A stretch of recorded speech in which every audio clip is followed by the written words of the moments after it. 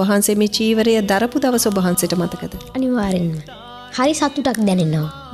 මූණේ එදා මුළු දවසම හිනාව තිබුණා. පාත්‍රේ තතේ තියාගෙන එහෙට වඩිනවා මෙහෙට වඩිනවා. ඇත්තටම හරිම ආසාවක්. කොයි වෙලේ කවුරු දැක්කත් නිකම්ම හිනා යනවා. එහෙමයි. එහෙම තමයි පළවෙනි දවසේ ගෙවුනේ. ඇත්තටම අර සිවුර දරාගෙන ඉන්නකොට ලොකු සනීපයක්. ඇඟට අර වචනෙන් කියන්න තේරෙන්නේ නැහැ. ඒක දැන් බුදුහාමුදුරේ දේශනා කරන පරිදි අපි අමතරව ගත්තොතින් නිවන අවබෝධ කරන කෙනාටම නිවන වැදගත්කම කියන්න පුළුවන්. ඒකේ සුවය කියන්න පුළුවන්. අන්න ඒ වගේ දැන් මේ සිවුර දරන කෙනාටම තමයි සිවුරේ තියෙන පහස දරන්න කියන්න පුළුවන්.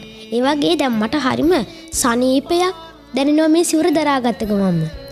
සිවුර දරපු දවසේ අම්මා අඬන්නේ නැති. අනිවාර්යෙන්. මතකද ඒ අවස්ථාව? අම්මා මොනවද කිව්වේ? කිව්වේ කියන්නේ ඉකි ගහ ඇඬුවා.